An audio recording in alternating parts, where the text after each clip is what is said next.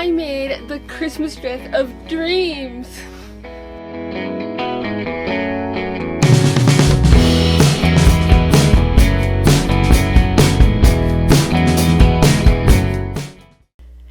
Hello and welcome. I'm Akram and you're watching Akram's Ideas, bringing creative and crazy ideas to life.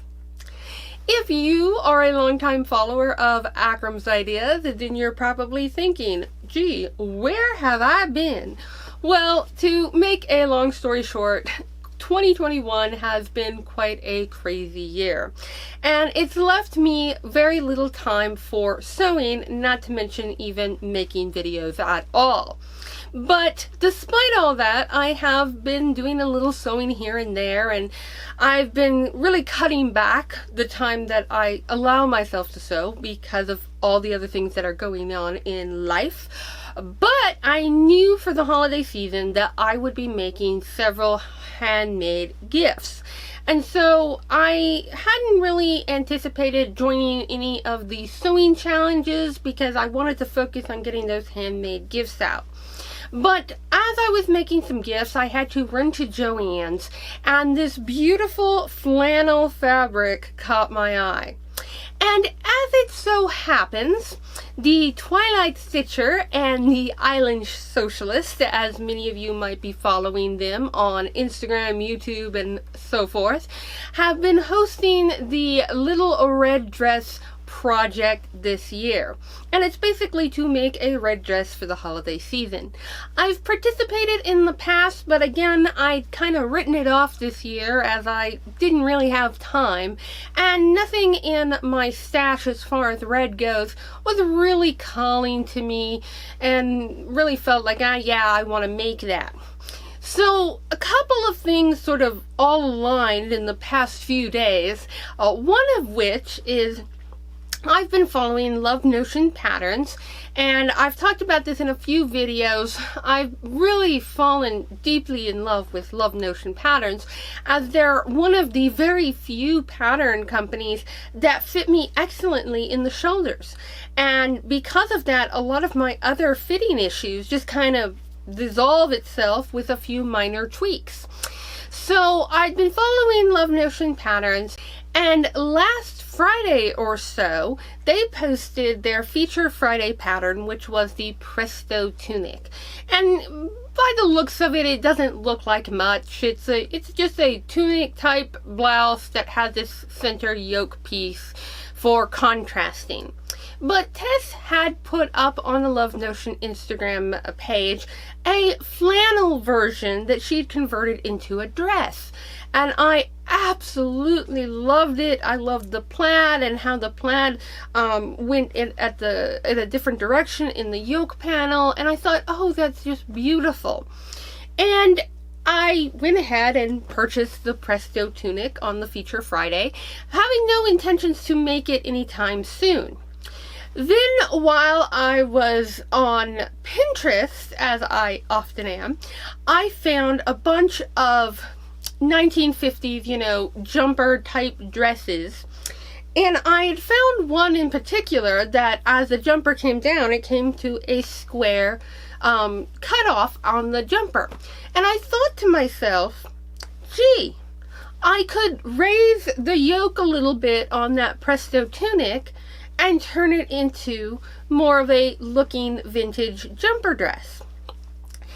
And then I thought, well, the tunic just kind of comes down straight, and the dressed version that they showed on Love Notion's Instagram page kind of had more of a pencil skirt look.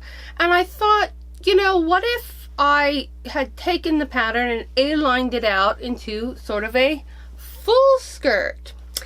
And that's where the wheels started turning in my head. But again, I had no intentions on making this dress anytime soon. But when I went to Joann's and I saw this beautiful red flannel fabric, I knew it had to be done. This had to be my little red dress for the holiday season. So just a quick rundown as to what I've done to this pattern. So obviously I've taken the Presto tunic, and the first thing that I did is I did a forward shoulder adjustment. And I used Alexandra Morgan's from In-House Patterns. She's got a whole little video, I'll link it in the description below, on how to do a proper forward shoulder adjustment that also increases the length across the back, which is something that I have struggled with, even so far as to picking a larger back piece than forward piece, or than front piece, because I have a lot of tightness in the back. But that is because of the curve of my shoulders. So doing that adjustment makes all the difference in the fit and feel along the back of the bodice. Now for the tunic itself, I chose a couple of different sizes. Really, I like the ease and the fit for the medium, but the shoulder distance for the size large is absolutely spot on, and I need more length from the apex to the shoulder. So I've increased it about an inch right here, so moving the darts down about an inch. I cut the size large for the shoulder and the arm side just to give me a little bit more range of motion. I did the forward shoulder adjustment, and then I went ahead and I flared out. I took a circly or 3/4 circle skirt pattern that I had and sort of lined up the center seam of the tunic with it, and sort of at the waist, or what I'm assuming is the waist on the tunic pattern, I just sort of came out and created this sort of A-line shape going all the way down to about just to my knees. So technically this skirt is actually about 3 inches past my knees, thanks to the lovely ruffle here. So I did a test, actually. I haven't hemmed the test, or the wearable muslin as I would call it, but the wearable muslin came out perfect. It was super long, it needs trimming, but it was actually wider flannel than this red flannel. This red flannel came from Joann's, as I mentioned earlier, and I guess their flannel is only about 20 or about 40 inches wide, not your standard 45. So the skirt was about, 3-4 inches off the side. So what I ended up doing is I cut it to the length of whatever I could to get all the way across the end of the fabric folded in half.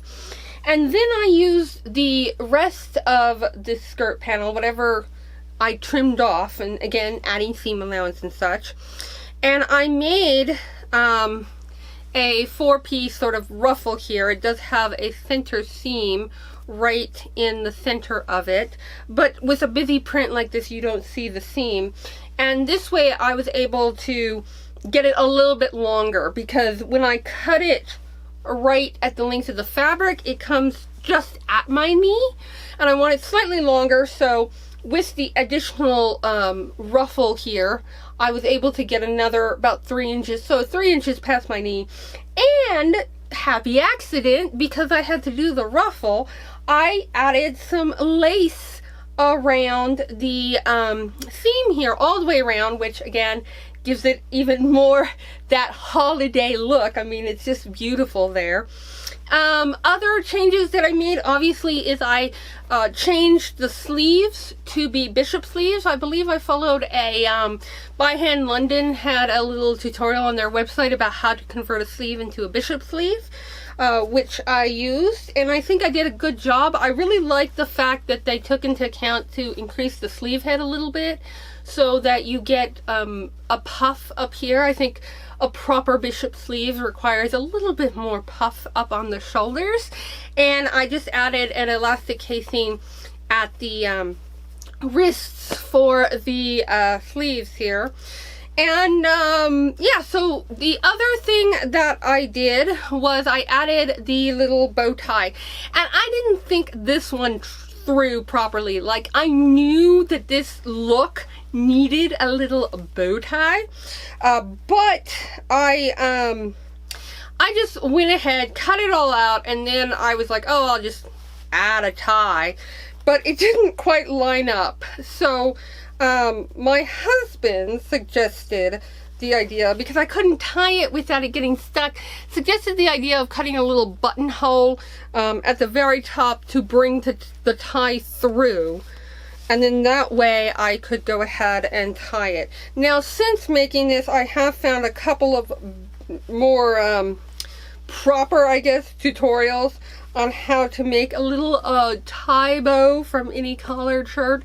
But I absolutely love the way it looks. And I finished it off, and you can still kind of see the chalk marks where I made the buttonholes. But I finished it off with these little red pearly buttons. I thought it was actual great contrast. One of the other things that I did to this dress is, because of the way the actual pattern's made, the yoke piece is only in the front and not in the back. So it doesn't give the jumper look that I wanted it to have. So if we go to the back here, you can see I've actually scooped out a piece in the back and basically mimicked a small yoke in the back there.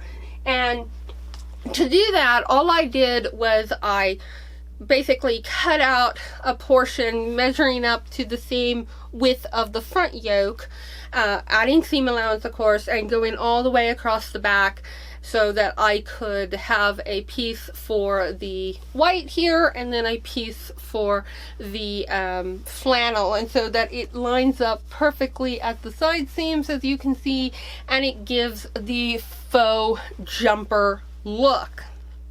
I love how this dress came out. I love the lace trim at the bottom of the skirt. I love the fullness of it. I love the bishop sleeves on it. I love the pretty bow here.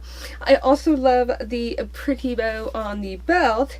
And best of all, because of the way it's made, if I remove the belt, you can see it's very roomy, which means it is basically secret pajamas. So I can eat as much as my heart contents and will not feel uncomfortable in this dress after having several Christmas pies and cookies.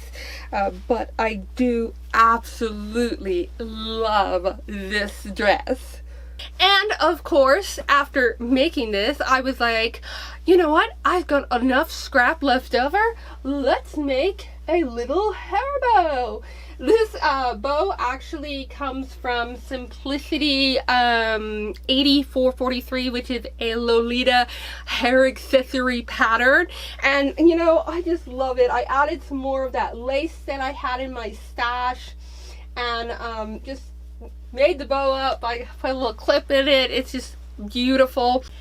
And there you have it. This is my Christmas dress of dreams. I feel like Mrs. Claus in this dress. I mean, it is just absolutely beautiful. The fit is excellent. The flannel is nice and cozy.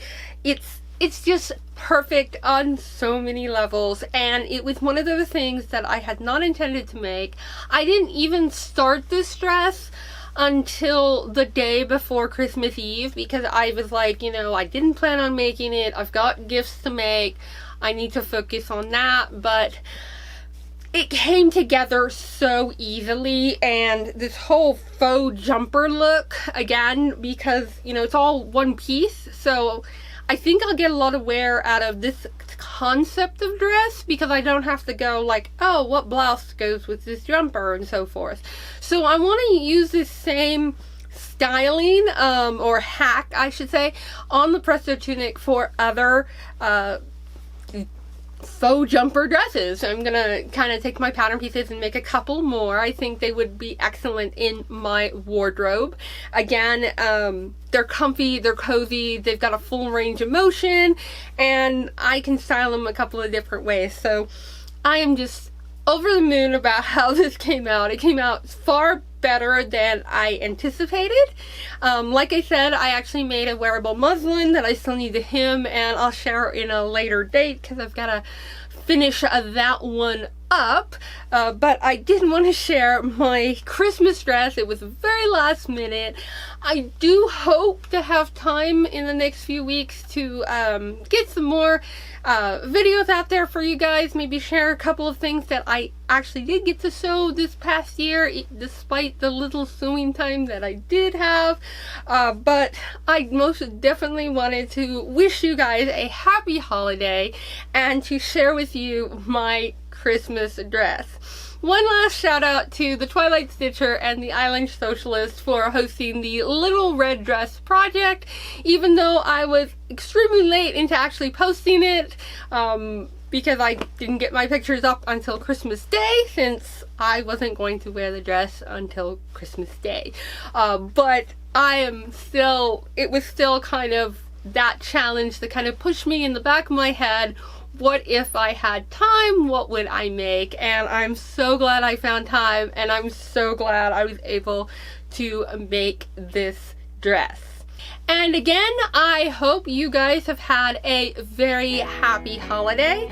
I'd love to hear in the comments below if you participated in the Little Red Dress project or just found some time to do some selfish Christmas sewing for yourself.